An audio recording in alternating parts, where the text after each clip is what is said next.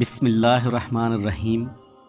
پیارے دوستوں، آج کے اس ویڈیو میں ہم آپ کو بتانے والے ہیں، پیارے نبی صلی اللہ تعالیٰ علیہ وسلم کا یہ فرمان سنانے والے ہیں، اور ہم بستری کے بعد ناپاکی کی حالت میں سونا کیسا ہے، اور اس کے ساتھ ساتھ ہم آپ کو ہم بستری کے بعد غسل کرنے میں کتنی تاخیر کر سکتے ہیں، اور ہم بستری کے بعد کھانے پینے یا کھانا پکانے اور دودھ پلانے والے بچوں کا دودھ پلانا کیسا ہے، تو ان ساری چیزوں کا آج ہم آپ کو جواب دینے والے ہیں حدیث و قرآن کی روشنی میں۔ پیارے دوستوں، یہ ویڈیو بہت خاص ہے، آپ لوگ اس ویڈیو کو بالکل بھی اسکیپ نہ کریں، اس ویڈیو کو پورا ضرور دیکھیں اور اسے ایک لائک کر کے اپنے کسی بھی شادی شدہ دوستوں میں ضرور شیئر کریں۔ تو آئیے دوستوں شروع کرتے ہیں۔ دوستوں، کم علمی کی وجہ سے لوگ جنبی حالت میں خود کو، اپنے کپڑوں کو، اپنے بستر کو ناپاک سمجھتے ہیں، یعنی کہ ہم بستری کے بعد جو ناپاکی ہوتی ہے تو اپنے خود کو، اپنے کپڑوں کو، اپنے بستر کو بھی ناپاک سمجھتے ہیں، اور کھانے کو، کام کاج کو ہاتھ نہیں لگاتے جب تک کہ غسل نہ کر لیں، اور عورتیں بھی بچوں وغیرہ کو دودھ پلانا، کھانے کو ہاتھ لگانا گناہ سمجھتی ہیں، یہ سوچ کر کہ ناپاک ہیں، اور کچھ عورتیں سمجھتی ہیں کہ غسل کے بنا آٹا گوندنے سے بے برکتی ہوگی، حالانکہ شریعت محمدی اس جہالت کا رد کرتی ہے، اور اس سلسلے میں اللہ کے پیارے نبی حضرت محمد صلی اللہ تعالیٰ علیہ وسلم کی بہت سی صحیح اور مستند حدیث مبارکہ موجود ہے۔ ہم بستری کرنے کے بعد مرد یا عورت کے لیے صرف نماز، طواف اور مسجد میں ٹھہرنا حرام ہے، اس کے علاوہ باقی تمام کام کرنا جائز ہے۔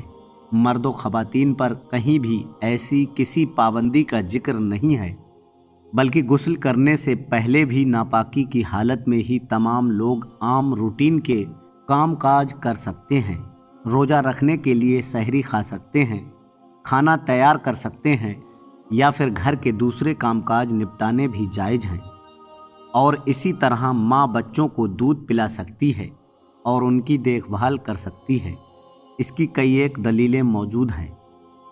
حضرت حذیفہ رضی اللہ تعالیٰ عنہ بیان کرتے ہیں کہ نبی اکرم صلی اللہ تعالیٰ علیہ وسلم ان سے ملے، آپ صلی اللہ تعالیٰ علیہ وسلم مصافحہ کے لیے ہاتھ پھیلاتے ہوئے ان کی طرف بڑھے۔ حضرت حذیفہ رضی اللہ تعالیٰ عنہ نے کہا، میں جنبی ہوں۔ اس پر آپ صلی اللہ تعالیٰ علیہ وسلم نے فرمایا، مسلمان نجس ہوتا ہے۔ اسی طرح بخاری شریف کی حدیث نمبر 283 ہے، جس میں حضرت ابو ہریرہ رضی اللہ تعالیٰ عنہ فرماتے ہیں کہ ایک دفعہ میں حالت جنابت میں ہونے کی وجہ سے حضور صلی اللہ تعالیٰ علیہ وسلم کے سامنے ہونے کے باوجود بھی ان سے نہ ملا، جس پر حضور اکرم صلی اللہ تعالیٰ علیہ وسلم نے فرمایا کہ مسلمان ہرگز ناپاک نہیں ہوتا۔ حافظ ابن حجر رحمۃ اللہ تعالیٰ علیہ فتح الباری میں کہتے ہیں، اس حدیث میں اس بات کا جواب پایا جاتا ہے کہ غسل جنابت کو اس کے واجب ہونے کے اول وقت میں تاخیر کی جا سکتی ہے، اور اس کا بھی جواب ہے کہ جو بھی شخص اپنی ضروریات پوری کر سکتا ہے۔ پیارے دوستوں، ہم بستری کے بعد افضل یہی ہے کہ آدمی جلدی جلدی غسل کر کے پاک صاف ہو جائے، لیکن اگر نماز کے وقت تک غسل کو مؤخر کر دے تو گناہگار نہیں ہوگا۔ البتہ فجر تک غسل مؤخر کرنے کی صورت میں اگر ہم بستری کے بعد سونا ہو تو بہتر یہ ہے کہ آدمی استنجا اور وضو کر لے، پھر سو جائے اور پھر بیدار ہو کر غسل کر لے۔ چنانچہ مشکوٰۃ شریف کی روایت میں ہے کہ حضرت عمر فاروق رضی اللہ تعالیٰ عنہ سرکار دو عالم صلی اللہ تعالیٰ علیہ وسلم سے عرض کیا کہ مجھے رات کو جنابت لاحق ہوتی ہے، یعنی احتلام یا جماع سے غسل واجب ہوتا ہے۔ آپ صلی اللہ تعالیٰ علیہ وسلم نے فرمایا کہ اسی وقت وضو کر کے دھو کر سو جایا کرو۔ مظاہر حق میں ہے، یہ وضو کرنا جنبی کے سونے کے لیے طہارت ہے، یعنی جنبی وضو کر کے سویا تو گویا وہ پاک سویا۔ لہٰذا اس حدیث سے معلوم ہوا کہ جس رات کو احتلام ہو جائے یا جماع سے فراغت ہو اور اس کے بعد سونے کا ارادہ ہو، یا بے وجہ کسی ضرورت غسل جنابت میں تاخیر کا خیال ہو تو ایسی شکل میں جنبی کا وضو کر لینا سنت ہے۔ اتنی بات اور سمجھ لیجئے کہ حدیث سے یہ تو معلوم ہوتا ہے کہ صورت مذکورہ میں وضو کیا جائے، اس کے علاوہ عضو تناسل کو دھویا جائے اور اپنی شرمگاہ کو دھویا جائے۔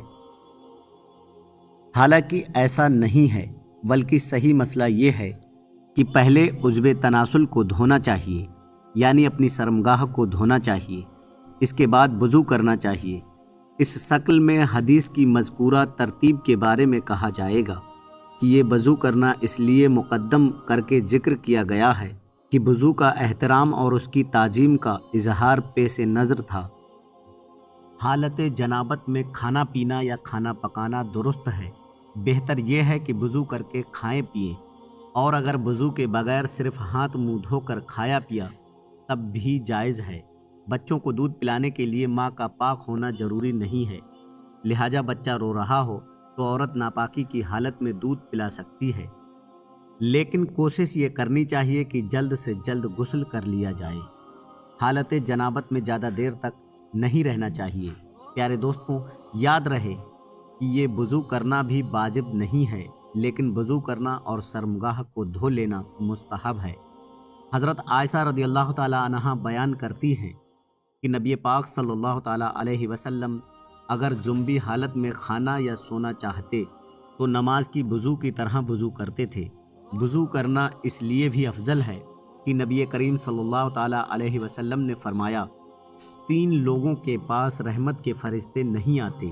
نمبر 1 کافر کی لاش، نمبر 2 خلوق خوشبو لگانے والا، نمبر 3 جنبی شخص جب تک کہ وہ وضو نہ کر لے۔ حضرت عبداللہ ابن مسعود رضی اللہ تعالیٰ عنہ فرماتے ہیں، میں نے رسول اللہ صلی اللہ تعالیٰ علیہ وسلم سے پوچھا، اے اللہ کے رسول صلی اللہ تعالیٰ علیہ وسلم، وہ کون سا عمل سب سے افضل ہے؟ آپ نے فرمایا، وقت پر نماز ادا کرنا۔ میں نے پوچھا، اے اللہ کے رسول صلی اللہ تعالیٰ علیہ وسلم، پھر کون سا عمل زیادہ بہتر ہے؟ آپ نے فرمایا، ماں باپ کے ساتھ حسن سلوک کرنا۔ میں نے پوچھا، اللہ کے رسول صلی اللہ تعالیٰ علیہ وسلم، پھر کون سا عمل؟ آپ نے فرمایا، اللہ کی راہ میں جہاد کرنا۔ پھر رسول اللہ صلی اللہ تعالیٰ علیہ وسلم خاموش ہو گئے، حالانکہ اگر میں زیادہ پوچھتا تو آپ زیادہ بتاتے۔ رسول اللہ صلی اللہ تعالیٰ علیہ وسلم نے فرمایا، جب 2 مسلمان آپس میں ایک دوسرے سے ملتے اور سلام و مصافحہ کرتے ہیں تو ان دونوں کے ایک دوسرے سے علیحدہ اور جدا ہونے سے پہلے انہیں وقت دیا جاتا ہے۔